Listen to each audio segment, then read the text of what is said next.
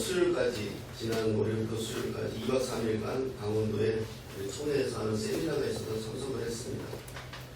사실은 가게 된 거는 농어촌 선교회이기 때문에 저는 갈 수 없는데, 우리 선교 가는 목사님들이 다 두 분은 총신 출신이거든요. 총신대학교 출신이에요. 그래서 학동수 목사님들 위해서 두 분은 동문회가 속초에서 있어서 두 분이 가셨고, 또 나하고 또 다른 두 분은 그런데 거기 세미나에 참석해서 경경 거기서 만나서 회의를 하자, 그래서 다녀왔습니다. 그런데 세미나에 갔는데 어떤 사모님이 가까이 오시더니 저에게 묻는 거예요. 혹시 부산에 사시지 않으셨어요? 그런 거예요. 누군가 했더니 잘 기억이 나지 않아가지고 한참 더듬거렸는데, 부산에서 처음에 내가 신학교 할 때 신학교 함께 다녔던 그 당시에 전도사님이셨죠.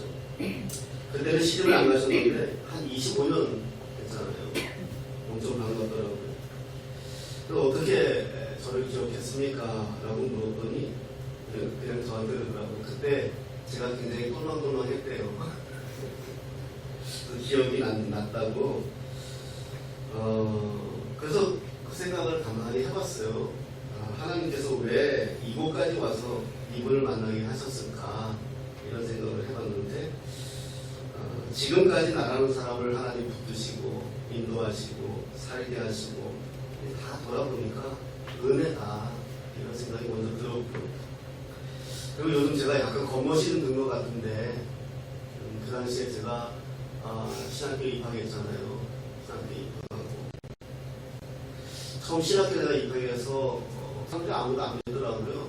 제가 이 신학을 한다니까 저 인간이 얼마나 하겠는가, 지금 은혜 받았다고 껍죽거리는데 뭐 얼마나 버틸까, 아마 이런 생각들이 드는 것 같아요. 그런 것도 있고, 또 갑자기 이제 공부를 하니까 돈을 벌어야 되잖아요. 처자식이 있는데. 물론 집사람도 제가 신학하자마자 직장 생활을 했어요. 그래서 새벽에 신문 배달을 했죠.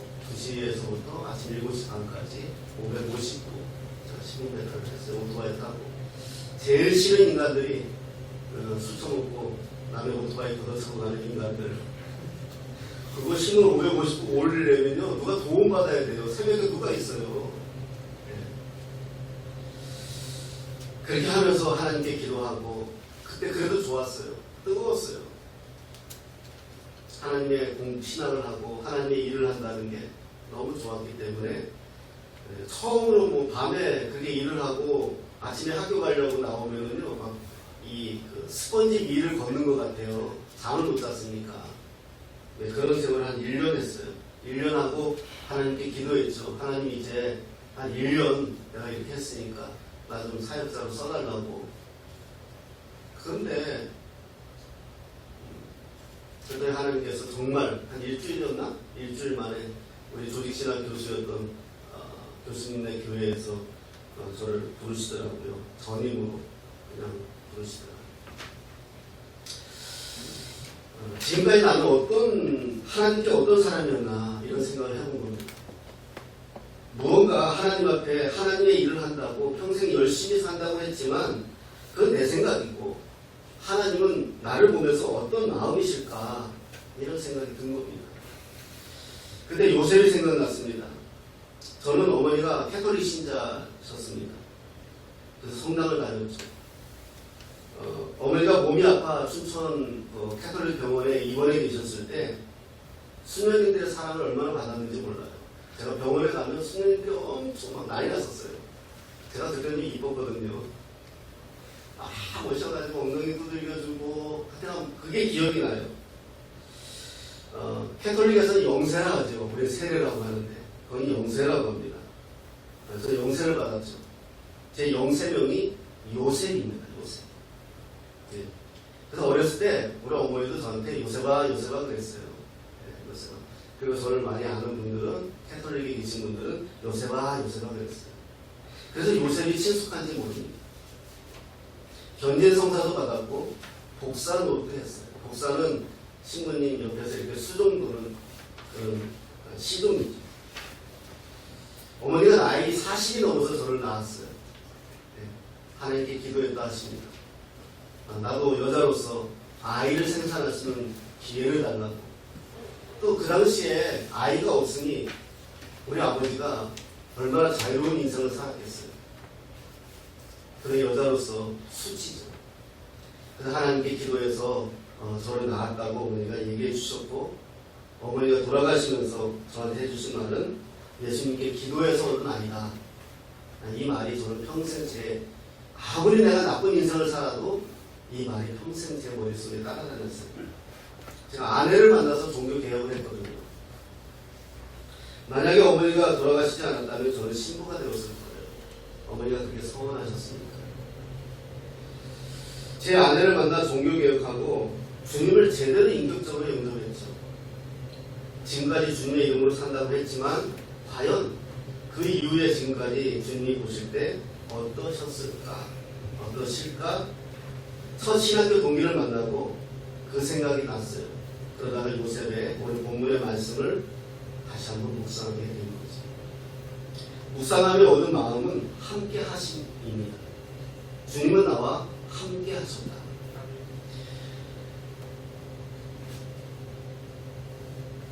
그러면 요셉은 또 어떤 사람이었을까 하는 생각이 든 겁니다. 요셉의 아버지가 야곱입니다. 야곱은 장자가 받는 야곱인데, 그 요셉이 어떤 일이 벌어지냐 하면 장자가 받는 축복을 받고 싶어서 형을 속이고 어머니를 속이고 삼촌 집으로 도망가요. 그래서 한눈에 반한 여인이 라헬이에요. 집 나와서 그 외로운 마음에 아마 라헬에게 모든 마음이 뺏겼을 것 같아요. 외삼촌은 레아와 라헬이라는 두 딸이 있었는데, 야곱은 라헬에게 반했는데 7년 동안 일을 하고 나서 얻은 라헬을 아침에 눈 뜨고 보니까 레아예요. 뛰는 놈에 나는 놈이 있다고 다시 또 7년을 일을 해서 진짜 라헬을 아내로 얻을 14년을 일했죠. 얼마나 라헬을 사랑했겠어요. 그렇게 해서 얻은 아들이 요셉이니 얼마나 이쁘겠어요. 그런데 문제는 요셉을 너무 사랑해서 문제예요. 지금도 가정의 비극은 무엇인가 하면 편애예요. 우리 10손가락 깨면 안 아픈 손가락이 있다? 없다? 있어요. 부모님도 사랑이거든요. 자기한테 잘하면 마음이 거기로 다 있어요. 이게 인간의 약점이죠. 그래서 야곱은 요셉을 편애했어요. 그런데요, 또 이게 요셉에게는 힘이에요. 요셉은 아버지가 요셉만 이뻐하니 형들이 요셉을 시기하잖아요. 그래서 죽이려 하다가 우여곡절에 요셉을 애굽으로 팔아버려요. 어린 나이에 타국살이도 힘든데 그렇게 사랑받으며 오냐 사랑받으며 살았던 요셉이 하루아침에 노예가 됐단 말이에요. 그의 마음은 어땠을까? 그런데요, 오히려 그때 힘을 받은 것은 아버지의 사랑이에요. 저의 가장 큰 약점은 사랑이에요. 온통 내 마음속 안에만 있어요. 사랑을 많이 받은 사람들을 보면 표현을 잘해요. 사랑받은 표현을 잘해요. 그래서 손도 잘 내밀어요. 주저하지 않아요. 그런데 사랑을 많이 받지 못하는 사람은 손을 잘 내밀지 못하고요, 표현을 잘 못해요. 마음에만 있어요. 요셉도 어렸을 때 아버지의 사랑을 많이 받은 게 형들에게 시기받아 형들에게 인신염에 당한 거지만, 그러나 어떻게 보면 또 타향살이에서 견디는 힘은 아버지의 사랑이었어요. 제가 교회에서 사역하면서 참 다양한 분들을 만납니다. 그런데 두 가지로 나누면 사랑을 많이 받고 자란 사람과 사랑을 많이 받지 못하고 자란 사람입니다. 사랑을 많이 받고 자란 사람은 자신감이 있어요. 상황과 상태가 문제가 아니라 자존감이 있어요. 근데 사랑받지 못하고 자라면 주눅이 들어요. 제가요, 과거에 사람하고 밥을 먹으면 그 사람 앞에 있는 반찬에 손이 안 못 갔어요. 경험해본 사람은 알아요. 밥 한 공기 달란 말을 잘 못했어요. 더 달란 말을. 우리 그렇다고 작은아버지가 사랑이 없는 분이 아니었어요. 근데 주눅이 든 거예요. 그래서 지금도요, 밥보다 반찬을 더 많이 먹어요. 왜? 배 채워야 되니까.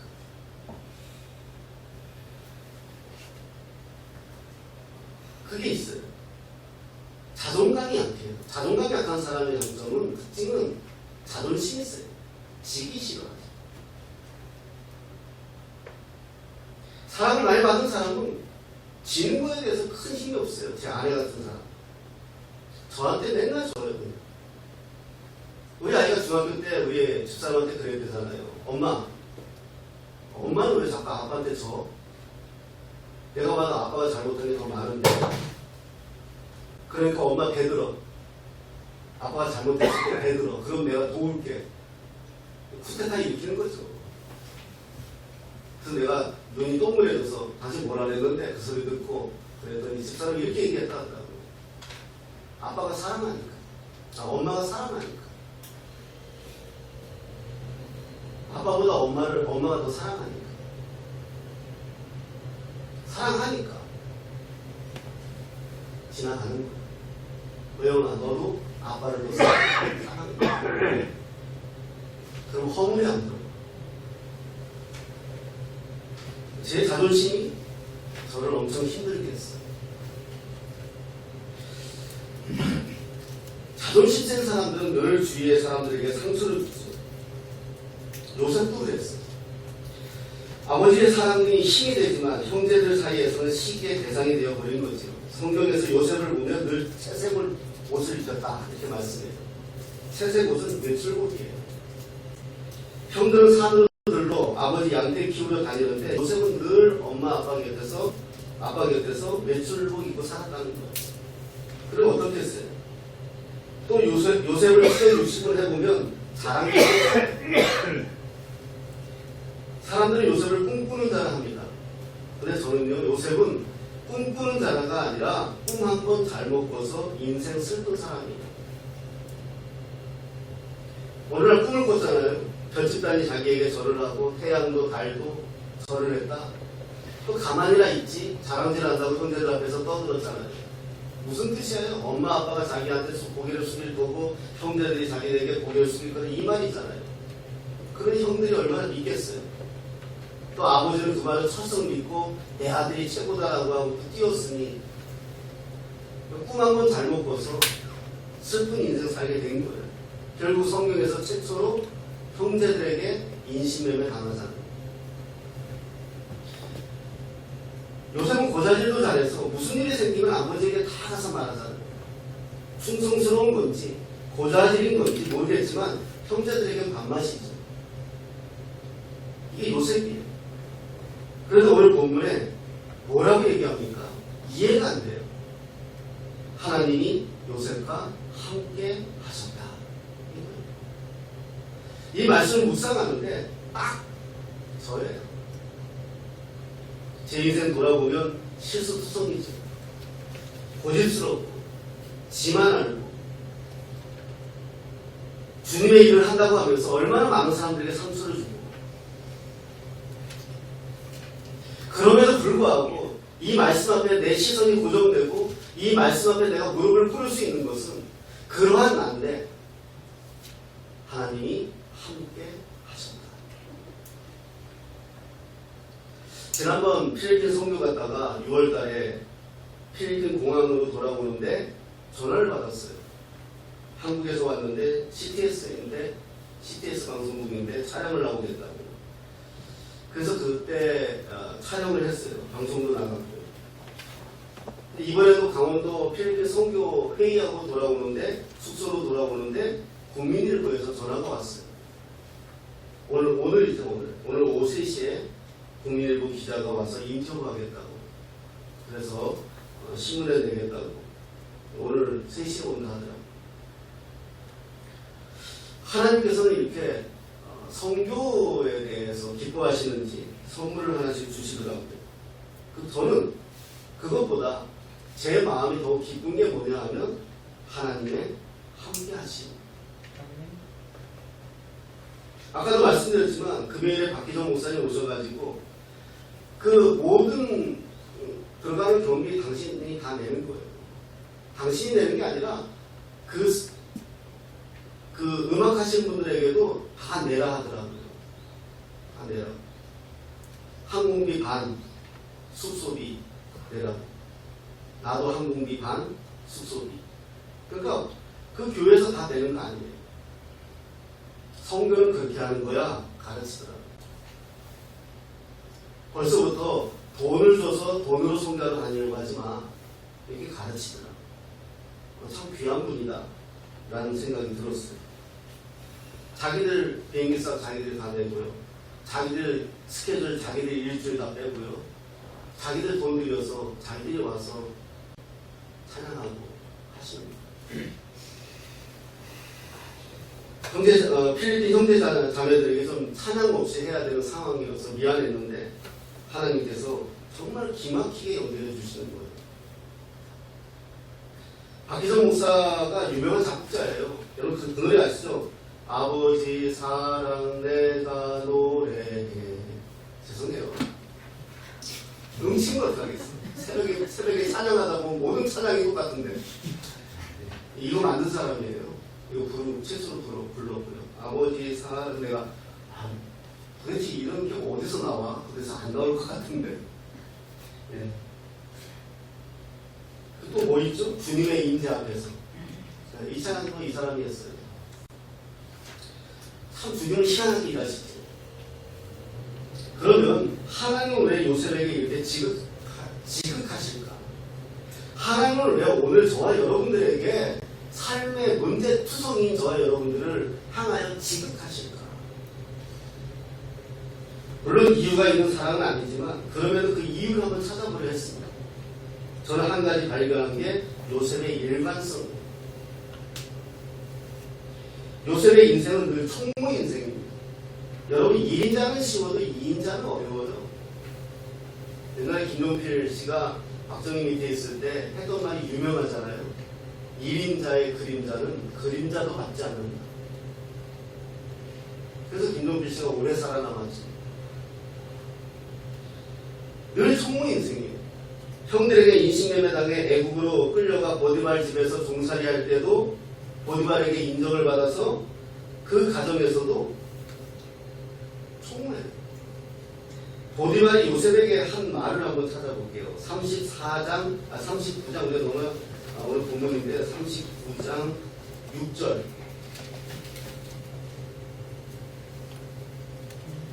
6절 한번 읽겠습니다.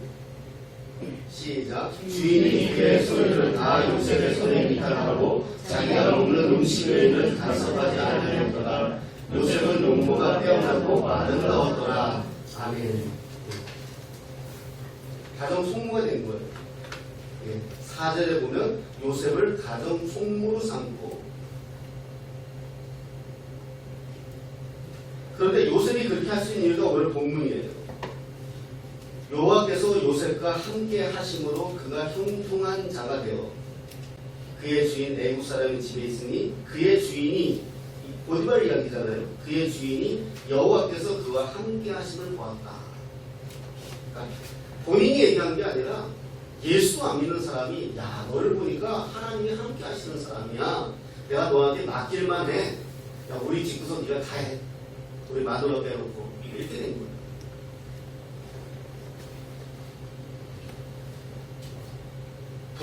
부산에 가면 고신대학이라고 있습니다.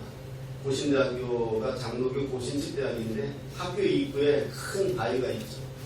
그 바위에 이렇게 써 있습니다. 호람데오. 데오스는 하나님이죠. 호람. 하나님 앞에서. 그러니까 요셉은 하나님 앞에서의 삶이었던 것 같아요.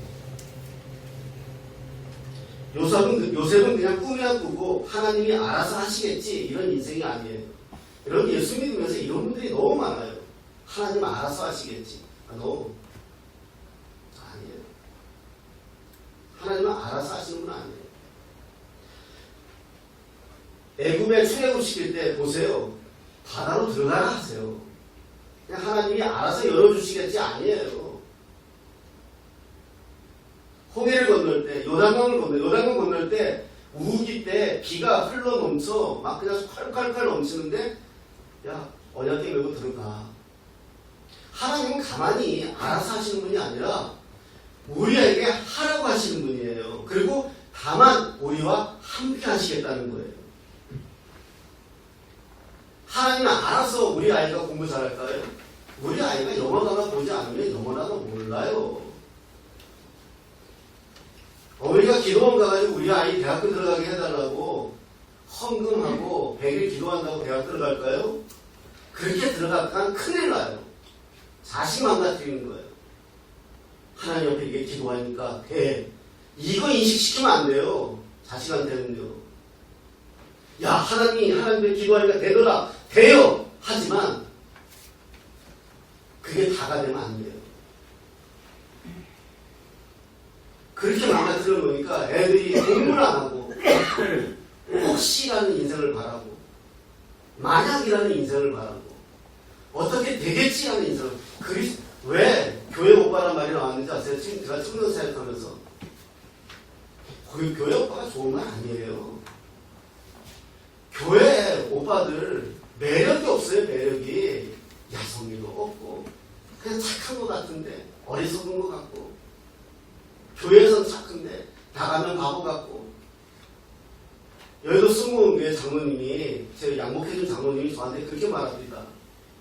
왜 그렇게 똑똑한 청년들을 교회만 데려다 놓으면 그렇게 멍청이들 만드는지 모르겠다. 70년 전에 광복 때 민주계 대표 33인 중에 17명이 그리스도인이었고 4H 운동, 한국물산 장려운동, YMCA 운동, YWCA 운동, 광주 의거 운동 다 그리스도인들이 했어요. 시대를 앞서갔어요. 신문의 상록수 봐보세요. 다 예수 믿는 사람들이었어요. 지금 예수 믿는 사람은 어떻게 보여요? 교회 안에 청년들 정은이 너 아니야. 시험 들지 마. 정말 그래요. 그러니까 자매들이 교회 안에서는 결혼할 상대를 못 찾는 거예요.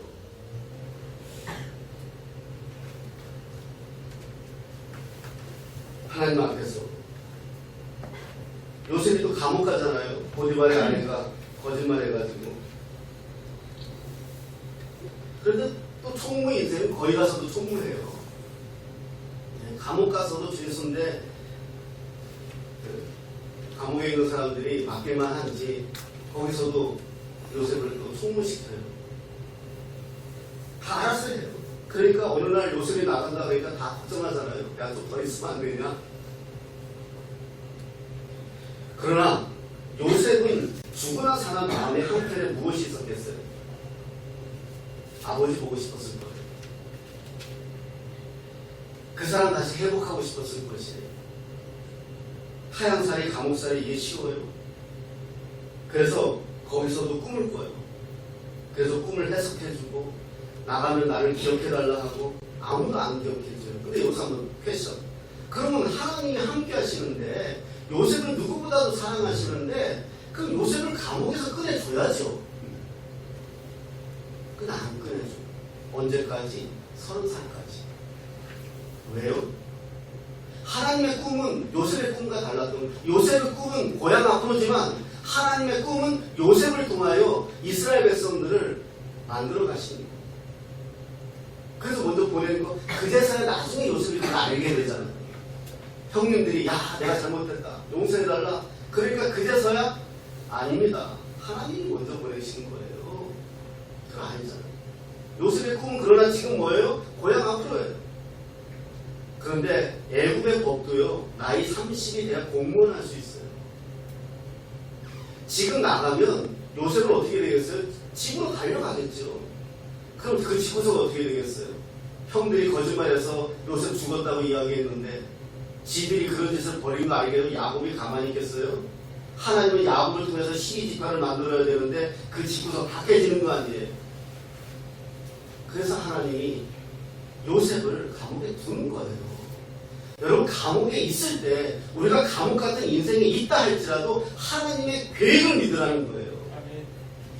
지금 내가 감옥 가도 같은 뭔가 막혀있는 인생, 묶여있는 인생이라지만 이것에 매이지 마시고 이것을 통하여 하나님이 지금 나를 잠시 숨 고르게 하는 이유가 있다는 거예요. 근데 대개 그걸 못 견디고 튀는 거예요. 그 무리하게 집을 찾아가죠. 집구석 난리 나는 거죠. 하나님의 뜻하고는 전혀 완전 정반대로 가는 거죠. 아마 마귀도 요셉을 많이 했을 거예요. 아버지 생각나지? 아버지 사랑받고 싶지? 집에 가고 싶지? 우리가 우리 뜻대로 좀 안 되면 실망합니다. 좌절합니다. 원망합니다. 그러지 마세요. 하나님은 분명 뜻이 계십니다. 저와 여러분들을 향한 하나님의 뜻이 있다는 겁니다. 애굽에서 공무원 되려면 30이 넘어야 되듯이 요셉이 30이 될 때 하나님은 요셉을 끌어내요. 왜냐하면 또 총무 인생 살아야죠. 애굽에서 총리가 뭐 총리지만 총무잖아요. 왕이 있잖아요. 2인자잖아요. 그래서 그 감옥살이 하면서 또 종살이 하면서 실물 경제 훈련 받은 거잖아요. 정치 경험 한 거잖아요. 요셉의 인생을 살면 보면 일관성이 있더라. 그리고 훈련시키는 하나님의 방법이 있더라. 우리가 수요일에도 말씀드렸지만 2층 올라가는 계단 어딘가에 하나님의 임재 연습이라는 책이 있습니다. 로렌스 형제라는 사람이 썼는데 수도사죠. 1600년대는 수도원이 굉장히 유행했어요. 그래서 하나님을 헌신한 사람들은 거의 다 수도원에 들어가는 그런 은사들이 있었어요. 이분도 군대에서 부상을 입어가지고 다리를 저는 부상을 입었는데 수도원에 들어갔어요. 그러나 뭐 그때나 지금이나 건강하지 않은 사람 뭐 좋아합니까? 장애를 갖고 있는데 더 좋아하겠습니까? 그래서 수도원에 들어가서 평생 헌신하는데 뭘 하느냐? 쿡수도사, 주방에서 일하는 수도사가 된 거예요. 평생 설거지하고 밥하는 게 그의 성직이에요. 자기는 그렇게 해서 하나님께 헌신하겠다. 네, 그렇게 간 거예요.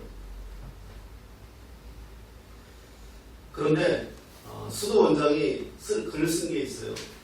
그 로렌스 형제의 그 모습을 보면서, 주방에서 일하는 모습을 보면서 로렌스 형제가 그릇을 닦을 때 보면 사제가 성찬을 준비하며 성찬식 집행하는 사제와 같은 영적 분위기를 나는 본다. 그리고 그가 일하는 부엌은 어떤 성전보다 가장 아름답고 거룩하다. 알겠죠? 평생 요리하는 수도사지만 그분의 영향력은 지금까지도 우리들에게 전달해 오고 있다는 거예요. 요셉이 그러지 않았을까요? 형들에게 인신매매 당하고 애국으로 팔리고 또 오해받아 감옥살이하고 그 인생이 무슨 꿈을 꾸는 인생이겠습니까? 그런데 그에게는 남다름이 있었다는데 그것은 하나님 앞에서라는 일관성이에요. 제가 도목사로 10여 년을 한 사람입니다. 2만 명이 넘는 교회도 있었고 1000명이 넘는 교회도 있었고 100명이 넘는 교회도 있었어요. 지금은 성도 20명의 담임이지만 2만 명이 넘는 교회에 도목사로 있을 때보다 지금 심정이 달라요. 저의 목숨은 꿈꾸는 게 있다. 저는 그렇게 생각하기 때문에. 왜냐하면 저는 주님과 결혼한 사람이에요. 얼마 전에 어떤 목사님을 만났습니다. 교회가 힘들어져. 이 목사님이 이런 하소연을 하더라고요. 제가 차 한잔 사는데 부모님이 남겨주신 유산을 다 팔아서 교회에다 집어넣었다는 거예요. 교회가 어려워서. 근데 그 부모님이 남겨주신 땅은 자기가 은퇴하고 가서 살려고 준비한 땅이었대요. 근데 지금 당장 교회가 너무 힘이 들어서 아내하고 의논한 끝에 그걸 하나님께 드리기로 했다는 거예요. 쉬워요 이게. 제가 물었죠. 어떻게 그렇게 하실 수 있느냐. 나는 땅이 없지만 굉장히 그거 쉽지 않은 건데 단돈 100만 원도 교회에 넣는 것에 우리가 불편해하는 것이 우리인데 도대체 어떤 마음이냐. 그분이 저한테 이렇게 말씀하시더라고요. 주님이 이 교회를 통해, 그분이 섬기는 교회로, 이 교회를 통해 나를 먹게 하시고 나의 자녀를 공부시켜주고 나의 인생을 책임져 주셨는데 지금 이 교회가 어렵다는데 내가 주님 앞에 이거 놓는 것이 무슨 대수인가, 그렇게 저한테 말해주는데 굉장히 제가 감동을 받았어요. 나는 그럼 주님 앞에 어떻게 살까, 이런 생각이 드는 거예요. 말씀보다 생각난 말씀이 이사야 43장 1절입니다.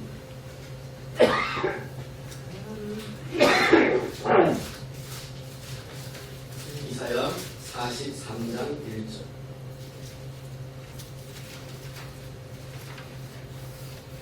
(1019페이지) 이사야 43장 1절에서 2절 같이 읽겠습니다. 시작. 야곱아, 너를 창조하신 여호와께서 지금 말씀하시느니라.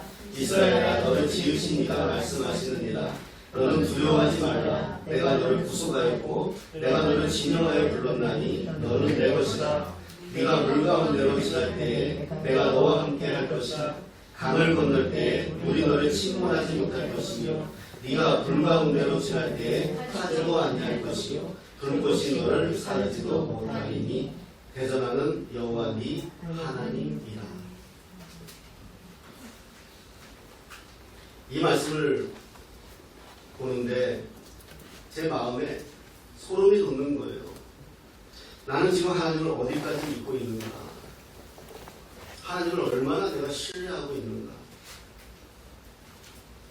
요셉이 그렇잖아요. 하나님은 그와 함께 하시는, 우리가 알고 있습니다.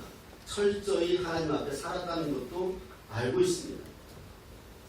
말씀드렸다시피 우리의 본문은 요셉이 말한 것이 아니라 보디발이 요셉을 보면서 하나님이 너와 함께 하시는구나 라고 말했습니다. 아마 감옥에서도 죄수들이 요셉을 보면서도 그렇게 말했을 것이고 또 간수들도 요셉을 보면서 그렇게 말했을 것입니다. 그런데 중요한 것은 요셉이 특별한 사람이어서가 아니라 특별한 사람이라면 형제들에 의해 팔려가지도 않았겠죠. 특별한 사람이 아니었다는 거예요. 그러면 일방적으로 하나님이 요셉을 선택해서 요셉의 인생을 그렇게 드라이브 했다는 거예요. 오늘 우리도 마찬가지라는 거예요. 삶에 쉬운 것만 있는 건 아닐 것입니다. 내 자녀들에게 원치 않는 일들도 벌어질 것입니다. 우리는 특별한 사람들은 아닙니다. 그러나 분명한 것은 오늘 말씀에서 우리가 알 수 있는 것은 야곱아, 내가 너를 지명하여 불렀다. 너는 내 것이야 라고 말씀하시는 하나님의 임재가 있다는 것입니다. 저는 개인적으로 이순신 장군을 좋아해요. 설교하다가 이순신 장군 이야기를 곧잘합니다. 그래서 이순신 장군의 책을 제법 많이 봤어요. 난중일기를 몇 번 봤고 지금도 한 번씩 봅니다. 난중일기를 읽다 보면요 그렇게 화려하지 않아요. 어떤지 아세요? 재밌어요. 오늘은 기생이 따라주는 술 한 잔을 먹었다. 끝. 또 어떤 날은 오늘은 어머니가 보고 싶다. 끝. 오늘은 날이 추워 힘들다. 끝. 진짜 보세요. 난중일기에 그렇게 써있어요. 우리가 알고 있는 것처럼 뭐 국가를 위하여 예. 똑같아요. 이순신 장군도 28세에 국가에 들어갔는데 장원급제한 거 아니에요. 똑같은 사람, 평범한 사람이에요. 엄마 보고 싶고 기생에 따라주는 술 한 잔에 기쁘고 똑같아요. 그런데 이순신 장군에게 하나 있는 남다름을 볼 수 있는 게 또 거기서 찾아냈어요. 뭐냐면 어떤 사람이 이순신에게 편지를 썼어요. 장군으로 있을 때 자기도 성이 이씨랍니다. 나도 성이 이씨인데 그래도 친분을 드러내면서 한번 만납시다. 이게 뭐겠어요? 청탁하려고 만난 거 아니겠어요? 뭐 자기 아들이 뭐 부대에 있다든지. 근데 이순신이 이렇게 썼어요. 답장을 했어요. 성이 같다는 이유로 우리가 만나야 한다면 만나야 할 이유가 없는 것 같습니다. 은퇴하고 옷을 벗고 자연스럽게 한번 뵙지. 이게 이순신입니다. 엄마 보고 싶고 기생이 따라준 술 한 잔도 좋은 사람이지만 자기가 하는 일에서만큼은 일관성이 있었다. 그게 충무공이 되신 거예요. 우리는 다 똑같아요. 평범합니다. 배고프고요. 돈이 없으면 불편하고요. 사는데 힘들고. 우리 특별한 사람들이 아닙니다. 그러나 분명한 것은 너는 내 것이다. 오늘날 내가 너를 낳았다. 라고 말씀하시며 나의 가장 추잡한 곳에 내가 있을지라도 가장 내가 화려한 곳에 있을지라도 외로이 두지 아니하시고 함께 하시는 하나님의 인재가 있다는 것입니다. 이게 특별한 일이에요. 39장 3절 우리 마지막으로 한 번 더 보고 마치겠습니다. 창세기 39장 3절입니다.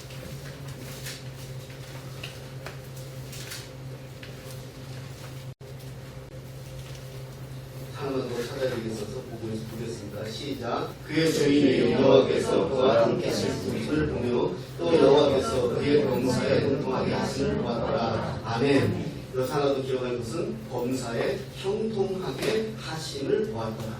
그래서 내가 이 무지 찾아봤어요. 주석도 찾아보고 논문도 찾아보고 뭐가 형통해요?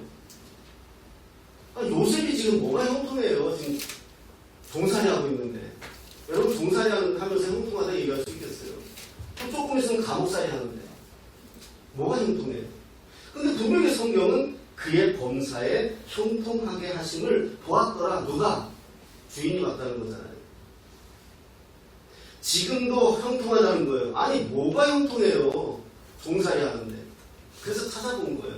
여기저기 다 찾아본 거예요. 그래서 어느 한 주석에 그렇게 쓴 것이 되게 큰 은혜가 되었어요. 그리스도인의 형통은 잘됨이 아니라 하나님이 함께 하실 때입니다.